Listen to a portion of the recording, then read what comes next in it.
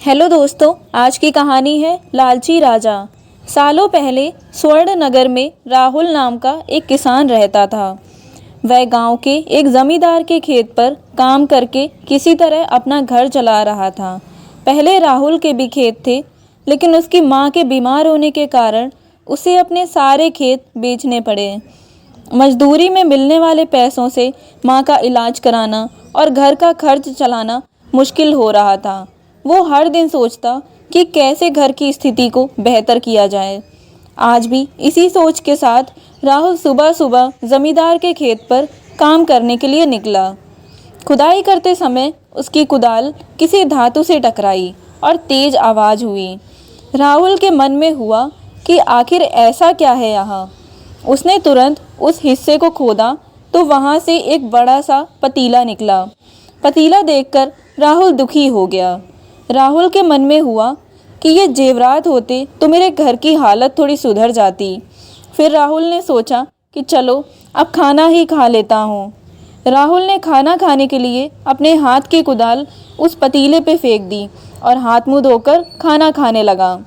खाना ख़त्म करने के बाद राहुल अपनी कुदाल उठाने के लिए उस पतीले के पास पहुँचा। वहाँ पहुँचते ही राहुल हैरान हो गया। उस पतीले के अंदर एक नहीं बल्कि बहुत सारे कुदाल थे। उसे कुछ समझ नहीं आया। तभी उसने अपने पास रखी एक टोकरी को भी उस पतीले में फेंक दिया। वो एक टोकरी भी पतीले के अंदर जाते ही बहुत सारी हो गईं।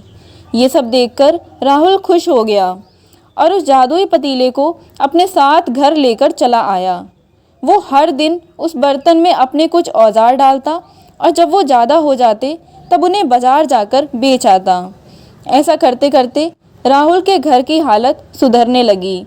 उसने इस तरह से बहुत पैसा कमाया और अपनी माँ का इलाज भी करवा लिया।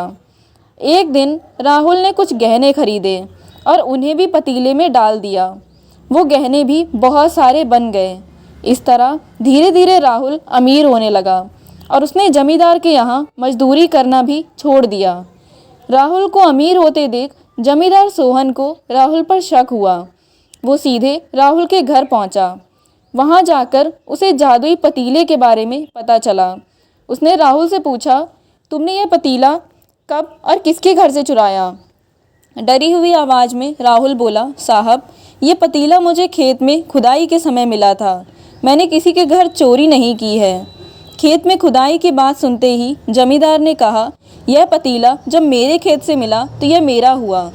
राहुल ने जादुई पतीला ना लेकर जाने की बहुत मिन्नतें की, लेकिन जमींदार सोहन ने उसकी एक नहीं सुनी। वो ज़बरदस्ती अपने साथ वो जादुई पतीला लेकर चला गया। जमींदार ने भी राहुल की ही तरह उसमें सामान डालकर उन्हें बढ़ाना शुरू किया। एक दिन जमींदार ने अपने घर में मौजूद सारे गहने एक एक करके उस पतीले में डाल दिए और रातों रात बहुत अमीर हो गया। एकदम से जमींदार के अमीर होने की खबर स्वर्ण नगर के राजा तक पहुंच गई। पता लगाने पर राजा को भी जादुई पतीले की जानकारी मिली। फिर क्या था, राजा ने तुरंत अपने लोगों को भेजकर जमींदार के यहाँ से वो पतीला राजमहल मंगवा लिया। राजमहल में उस जादुई पतीले के पहुँचते ही राजा ने अपने आसपास मौजूद सामान को उसमें डालना शुरू किया। सामान को बढ़ता देखकर राजा दंग रह गया। होते होते आखिर में राजा खुद ही उस पतीले के अंदर चला गया। देखते ही देखते उस पतीले से बहुत सारे राजा निकल आए। पतीले से निकला हर राजा बोलता, मैं स्वर्ण नगर का असली राजा हूँ, तुम्हें तो इस जादुई पतीले ने बनाया है। ऐसा होते होते सारे राजा आपस में लड़ने लगे और लड़कर मर गए। लड़ाई के दौरान वो जादुई पतीला भी टूट गया। जादुई पतीले के कारण राजमहल में हुई इस भयानक लड़ाई के बारे में नगर में सबको पता चल गया। इस बात की जानकारी मिलते ही किसान राहुल और जमींदार सोहन ने सोचा, अच्छा हुआ कि हमने उस जादुई पतीले का इस्तेमाल सही से किया। उस राजा ने अपनी मूर्खता के कारण अपनी जान ही खो दी।